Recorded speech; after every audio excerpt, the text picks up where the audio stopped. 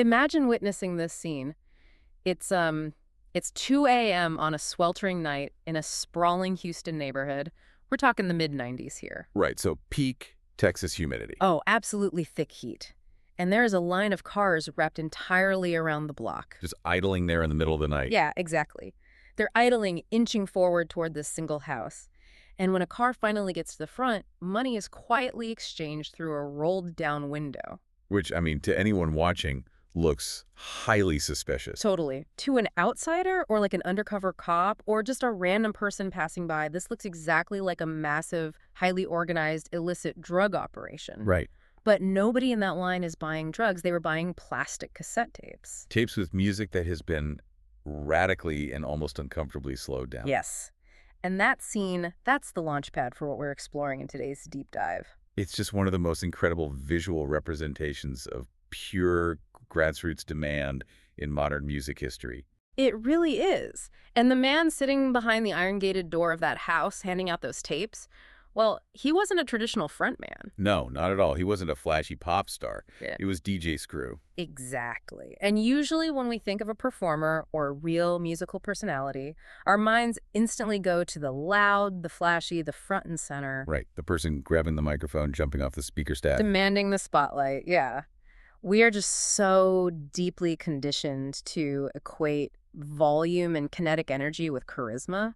We really are. We assume that to have a magnetic identity, you essentially have to be shouting over everyone else in the room. But today, we're unpacking a stack of historical accounts, cultural analyses, and musical retrospectives that completely invert that paradigm. Because DJ Screw's approach proves that the most powerful form of presence might actually be the deliberate choice to do less. Yeah, and for you listening, in an era where literally everyone on social media, in business, and pop culture is just screaming at the top of their lungs just to be heard. Just to get 3 seconds of attention before the algorithm buries them. Exactly. In that kind of world, this deep dive is a masterclass in the exact opposite approach. We're going to explore why stepping back and refusing to rush creates a much larger, more permanent impact. It's a fascinating shift in perspective. So let's jump right in. We hear this term presence thrown around constantly in music. But looking at the history of DJ Screw, how exactly are we defining this shift in what presence actually means? Because he certainly wasn't leaping into the crowd. Well, what's fascinating about this era of music is that it forces us to completely decouple the idea of presence from attention-seeking. Okay, decouple how? So if you look at the traditional metrics of a frontman like commanding attention with a booming voice or writing intricate lyrics pushed to the front of the mix. Or doing wild stage antics. Right. Screw bypassed all of that. Instead, his presence was entirely atmospheric. He let the music speak. But wait, didn't that mean he was just kind of absent? That's the critical distinction. It didn't mean he was absent at all. His personality is woven all throughout the work. It just, it requires a different psychological lens to perceive it. I want to push back on this a little bit, or at least get some clarification, because I struggle with the idea of atmospheric presence in hip-hop. Sure, it's unconventional. Usually an artist's personality is projected over the music, right? Like the beat is just the backing track for the ego for the rapper. That's the standard model, yeah. So if DJ Screw is mostly manipulating other people's records, playing them slower, how is that a performance? Where is the personality? That's a totally fair question. Isn't there a fine line between artistic restraint and just being a glorified playlist curator? That is the exact skepticism a lot of traditional music critics had at the time. Yeah. To understand where the personality lives, we have to look at the mechanics of what he was actually doing physically in the studio. Okay, break that down for us. He wasn't just hitting a button on a computer that said slow down. He pioneered a live, physical technique that became known as chalked and screwed. Right, the defining sound of Houston. But explain the actual mechanics of that. Like, what is he doing with his hands? So he is standing in front of 2 turntables. Usually he's got 2 copies of the exact same vinyl record. First, he dramatically pulls down the pitch slider on the turntable. And this is the screwed part. Exactly. It drastically drops the tempo of the song. But because of how analog turntables work, pulling down the tempo also drastically drops the pitch. Oh, right. Because the physical record is spinning slower? Yeah. So a normal, high-energy rapper's voice suddenly transforms into this deep, syrupy, subterranean baritone. The beat. The frantic hi-hat-driven hip-hop beat turns into this heavy, lumbering, massive wall of sound. So he completely mutates the genetic code of the original track. He does. But then comes the chop part. Using the crossfader on his mixer, he rapidly bounces back and forth between the two identical records. Oh, wow. Yeah, repeating specific beats, dragging out a single word, or creating entirely new rhythmic stutters that just weren't in the original song. So he is surgically dismantling the track and rebuilding it in real time. Exactly. So to answer your question about where his personality is in the decisions. It's in which word he decides to repeat. It's in the specific, unhurried pace he sets. It's the difference between someone telling you they are sad and someone placing you in a room painted entirely in a specific shade of melancholy blue. One is explicit, the other is experiential. Exactly right. That makes a lot of sense. Yeah. You know, our culture is so heavily trained to reward the obvious aggressive grab for our attention. Oh, absolutely. Like, when a frontman is screaming into a mic, our brain doesn't have to do any work to find them. They're right there. Right. They hand it to you on a silver platter. But when an artist builds their identity through these subtle structural manipulations, it requires the listener to actively participate. Yes. And because it isn't flashy, because it isn't someone doing a crazy vocal run or a guitar solo, it is incredibly easy for a casual observer to overlook it. Right, to just dismiss it as slowed down music. Exactly. But when you actually sit inside the sound, you realize it is deeply controlled and quietly confident. It makes me think of acoustic architecture. Oh, how so? Well, it's like taking a densely packed, incredibly cluttered living room, full of loud furniture, bright colors, a TV blaring. Sounds chaotic. Right. And then methodically stripping out all the furniture until the room echoes. Suddenly, because the space is emptied out, you start hearing things you never noticed. Like what? Like you hear the low hum of the refrigerator, you hear the creak of the floorboards. That is a phenomenal metaphor. By dropping the pitch and opening up the tempo, Screw is emptying the sonic living room. He forces your brain to notice the micro-textures of the sound that the original fast-paced track totally obscured. Yes. By emptying the space, he manipulates the atmosphere to heighten your awareness. When we think of personality in music, we default to voices or lyrics. But here, personality shows up in restraint. The restraint is the signature. Exactly. The restraint is the signature. But doesn't that inherently change the listener's physical and psychological relationship to the music? Like, if I drop the tempo of a song that drastically, aren't I just making it sluggish? That's the risk, right? Yeah. How does he keep people engaged? If there's no frantic hook grabbing me every 5 seconds, what stops my brain from just tuning out and treating it like elevator music? This brings us to the physiology of pacing. When you look at the research around auditory processing and heart rates, you find something incredible. Okay, tell me. A standard high-energy rap or dance track might sit somewhere between 90 and 120 beats per minute. Right, it's designed to make you move, to elevate your heart rate. Exactly. But DJ Screw would often drag those tempos down to 60 or 70 beats per minute. Wait, really? Which is literally the resting heart rate of a calm human being. Precisely. He is forcing a biological synchronization. Wow. When the loud, frantic tempo is removed, the listener's auditory cortex isn't being bludgeoned anymore. The physiological anxiety of trying to keep up with a fast track drops. That's wild to think about. Right. And as your internal clock aligns with a heavy 60 BPM bass line, you shift from being a passive receptacle of hyperstimulation into an active explorer of a soundscape. Because the spaces between the snare drums are now massive. Exactly. You have time to look around inside the beat. That concept of time in art is so crucial here. We hear this phrase, letting a track breathe. A classic producer cliche. Yeah, exactly. Usually that implies a producer just stepping away from the mixing board, taking their hands off the controls, and just letting the tape run. Yeah. It sounds passive. Right, like they're just not doing anything. But you're saying that in DJ Screw's studio, letting it breathe was an aggressively active choice. It requires an immense amount of discipline. I mean, think about the modern producer's mindset.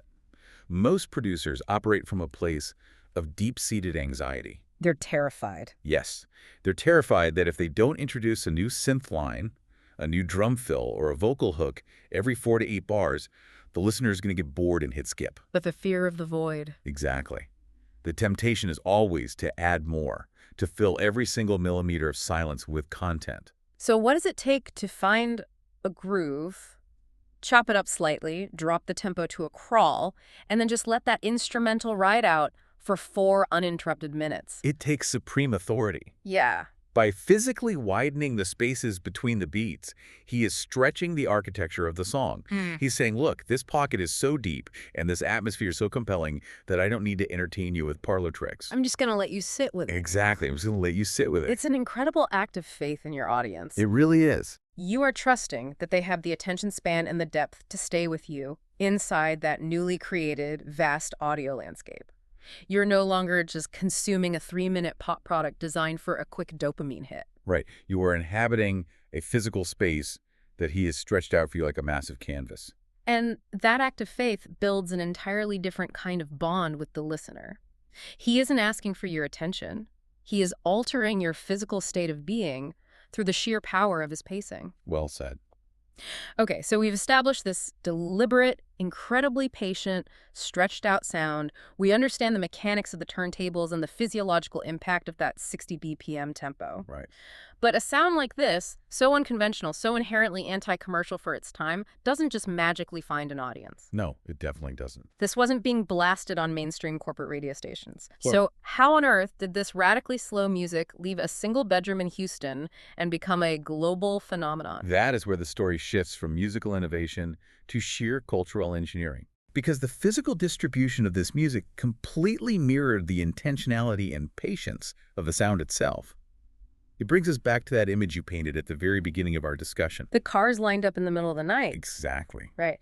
If this wasn't on the radio, and this is happening well before the era of Spotify, Apple Music, or even widespread MP3 sharing, how are people actually getting this music? Through a fiercely localized hand-to-hand cassette tape economy, DJ Screw wasn't pressing thousands of CDs and shipping them to retail stores. He wasn't at the mall. Right. He was creating individual, highly customized mixtapes. They were affectionately known as screw tapes or gray tapes because the blank gray Maxell cassettes he often used. I really want to dig into the mechanics of this because I think modern listeners might romanticize the mixtape era without understanding how labor-intensive it actually was. Oh, it was a massive undertaking. Like, how did a tape actually get made? It was essentially a bespoke service. Someone from a specific neighborhood in Houston would literally come to Screw, hand in cash, and ask him to make a tape for them. Just hand over the cash right there. Yeah. He would then spend the night curating a specific track list, chopping and screwing the records live on his turntable. Live. Live. And this is the crucial part. He would get on the microphone and start shouting out the person who bought the tape. Oh, I love that. He'd shout out their friends, the specific streets they lived on, the cars they drove. Wow. So the tape wasn't just a playlist. It was a localized social registry encoded onto a piece of plastic. That is exactly what it was. And once he made that master tape, he would physically duplicate it on dual cassette decks. The old double decks. Yeah, and those copies would then be sold directly out of his house or out of the trunks of cars. That's why you had those lines of cars at 2 a.m. But why did that build more loyalty? I mean, I'm playing devil's advocate here. Isn't that just massively inconvenient? By today's standards, completely. Right. If I want to hear a song today, I click a button. In 1995, if I wanted to hear the new Screw tape, I had to find out where he was, drive across a massive city, wait in a sweltering line for 2 hours, and hand over cash. It was a whole quest. Why didn't people just say, you know, this is too much work, I'll just listen to what's on the radio? Because human psychology dictates that we highly value things that require effort to obtain. Ah, the friction of acquisition. Exactly. The friction is what gave the tapes their power. You have to put yourself in the mindset of a community operating outside the traditional, sanitized, corporate music structures. Right. When you have to physically seek out an artifact, when you have to hear about it from a trusted friend, when you have to participate in this midnight, hand-to-hand exchange, that entirely changes your relationship to the art. It turns you from a casual consumer into an active disciple. That's a great way to put it. It creates a shared effort among the listener base. When you and your peers are all participating in this underground economy, the tape becomes a badge of identity. It proves you are plugged into the culture. Exactly. Yeah. And the profound irony here is brilliant. The transactions looked like illicit drug deals to outsiders entirely because the demand was so intense and so unregulated. It's the ultimate if you know dynamic. Yeah. But unlike the cliche of a secret speakeasy where it's just about exclusivity, this was about community. 100%. Because the artist DJ Screw was maintaining that quiet, restrained presence on the tape. And because he was literally calling out the names of the people listening, he allowed the community to project their own lives onto the music. He wasn't telling them a rigid story. He was providing the custom soundtrack for their shared reality. Which perfectly transitions into understanding how this music interacted with the physical environment of Houston. Right, the setting is so important. When you have a bespoke, hyper-localized distribution network like that, the music fundamentally alters how listeners interact with their own surroundings. Yes, and the research surrounding the chopped and screwed movement always comes back to this concept of rootedness. Yeah, the music feels local, even when it spreads geographically. It feels deeply anchored. So how does pacing like the literal beats per minute anchor a listener to a physical place? It's an interesting connection to make. If I'm listening to a heavily slowed down tape in my car, why does that make me feel more connected to the specific streets I'm driving on? I was thinking about this, and it feels like the music's tempo isn't just an artistic choice, it's a mirror. Oh. Yeah, it mimics the actual environmental pacing of Houston itself. Expand on that. What do you mean by the environmental pacing of the city? Well, think about the physical reality of Houston in the 1990s. It is a massive, sprawling, heavily concrete city connected by endless highways. Very true. It is incredibly hot, and the humidity is notoriously thick. When you are existing in a climate that heavy and sweltering, nobody is rushing. You physically can't. No. People move slower, Hmm. they talk with a specific drawl, and crucially, it's a city defined by car culture, specifically the slab culture. Right. Custom cars, candy paint, wire wheels, the swangas that poke out from the tires. Exactly. And the whole point of driving a slab isn't to race. It isn't some fast and furious street race. No, definitely not. The point is to cruise, to take up space, to swerve slowly from lane to lane. You drive 15 miles an hour so everyone can see the car. Race. So if you are driving 15 miles an hour in thick humidity down a sprawling avenue at midnight, you cannot listen to a frantic 120 BPM dance track. It physically clashes with your environment. Exactly. That is a brilliant synthesis. DJ Screw didn't just make music for his community to listen to. He engineered music that sounded like the community's physical reality. Yeah, that's what I was thinking. The tempo is the humidity. The stretched-out rumbling bass is the sprawling concrete highway. The sluggish, syrupy vocals matched the pace of the cars cruising down the block. It's like he managed to bottle the specific atmosphere of a Houston neighborhood at 2 a.m. And this answers your earlier question about how a hyper-local sound becomes a global phenomenon. When the environmental reality dictates the artistic output so perfectly, the listener feels seen and understood on a visceral, almost subconscious level. They feel validated. Yes, they feel deeply rooted in the art. But that frequency of rootedness, that profound sense of grounded, patient atmosphere, is a universal human desire. Right. I mean, I might be sitting in a cramped flat in London, freezing in the rain, but when I put on a screw tape, I am immediately transported into that massive, warm, unhurried space. It travels across borders. I can tap into that psychological safety of slowing down. Precisely. Even as those tapes eventually migrated out of Texas, as people copied them and passed them across state lines and eventually uploaded them to the internet, that DNA of rootedness traveled with them. That's amazing. Listeners in completely different climates or cities could feel the gravity of the music. And this is what brings us to the ultimate philosophical takeaway of DJ Screw's entire methodology. Yes. Looking at everything we've discussed, the mechanics of the turntables, the 60 BPM physiological drop, the hand-to-hand tape economy, and the mirroring of Houston's environment, it all points toward an overarching philosophy of how we exist in the world. It does. It brings us to the sheer power of knowing your worth without having to shout it from the rooftops. The defining lesson here is that personality lives in patience. It's not about trying to grab attention. It's about knowing you already have it. Knowing you already have it, that's powerful. Throughout this entire analysis, we've seen how doing less in this context is the exact opposite of laziness or a lack of ambition. Restraining yourself, slowing the tempo, refusing to add cheap production tricks, that is an assertion of supreme, unshakable confidence. Because if you don't believe in what you are doing, you panic. Exactly. Think about a bad stand-up comedian. When the room gets quiet, what do? They panic. They start talking faster, they wave their arms, they throw a million gimmicks at the wall to try and desperately pull the audience's eyes back to them.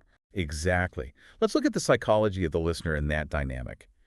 When a performer is frantic, constantly trying to impress, it actually raises the anxiety of the audience. You feel the cringe. Yeah, we sense the desperation. It makes us uncomfortable. But when the artist is unhurried, patient, and deliberate, the listener's anxiety drops. To relax. They feel safe to fully immerse themselves in the experience because they intrinsically trust that the guide leading them knows exactly where they are going. The artist knows the value of the space they are holding. The artist knows the value of the space they are holding. That is such a profound concept, and it hits so incredibly hard when you contrast it with our modern reality. Oh, it's night and day. Think about the landscape we are all forced to navigate today. We live in a hyper-fast attention economy. The algorithms that dictate our media consumption literally demand that a creator provide an instant, visually shocking, loud hook within the first 3 seconds of a video, or the audience just swipes away. It's an environment of constant, relentless hyperstimulation. It's exhausting. We are constantly being grabbed at by marketers, by influencers, by the news cycle. Everyone is operating at 150 beats per minute, terrified of being ignored. That fear of the void again. And it really makes me wonder, is true confidence in art, or honestly, even in our everyday communication, like leading a meeting at work or having a difficult conversation in a relationship, is true confidence just the willingness to not shout, to let there be silence? It's a vital question for how we navigate modern life. The radical nature of patience today simply cannot be overstated. It's almost subversive. In a landscape defined by that frantic hyperstimulation, choosing restraint is practically an act of rebellion. When you refuse to compete on volume, you refuse to talk faster just to keep people looking at you, you force people to engage on a deeper frequency. You essentially filter out the noise. Exactly. You filter out the people who only want quick hits, the people who are just swiping through life. Yeah. And by holding that space, you cultivate a deeply loyal audience or community or social circle that actually values depth, intention, and atmosphere. DJ Screw's methodology proved that this slower, quieter approach doesn't just work in the short term. It lasts. It builds fiercely loyal cultural movements that vastly outlast the flashy, momentary trends. Okay, bringing all these massive concepts together, let's step back and look at the whole picture we've painted today. We started by challenging the traditional idea of the loud, flashy frontman. We did. We saw how DJ Screw completely redefined musical personality, not by jumping on stage, but through atmosphere, intention, and the mechanics of the chopped and screwed technique. We explored the architecture of his patience. Right. We broke down how physically pulling down that pitch slider 60 BPM wasn't just an aesthetic choice. It was physiological. Yes. Yeah. It was a deliberate, confident manipulation of time that created vast sonic spaces for the listener to actively inhabit. And we traced how that patient sound didn't rely on massive corporate marketing, but instead built a fierce physical community through the word-of-mouth, hand-to-hand tape economy. A mystique so deep and sought after that it literally looked like an illicit operation to outsiders.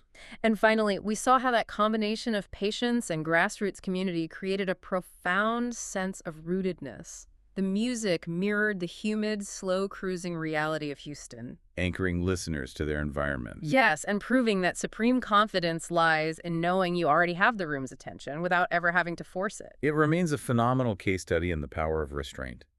It demonstrates unequivocally that the most lasting impressions we make on others are often the ones that are not forced upon them, but the ones they are given the time and space to discover for themselves. And for you listening, I think this is where this deep dive transitions from a fascinating piece of 1990s music history into a profoundly relevant life lesson.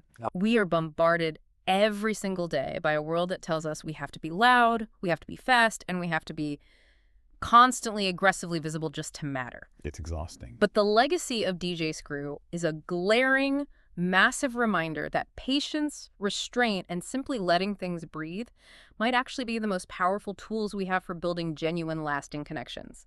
If you stop shouting, the people who actually want a listen will lean in closer. That's really it right there. So I want to leave you with a final thought to mull over as you go back to your day. Think about that tension we've been unpacking, the frantic need to be seen versus the quiet power of holding your ground. Yeah. If a DJ in Houston could build an entire globally recognized cultural movement by deliberately pulling the pitch slider down and doing less what specific aspect of your own fast-paced life, your work, or your relationships might actually become vastly more impactful if you simply step back, stop forcing it, and just let it breathe.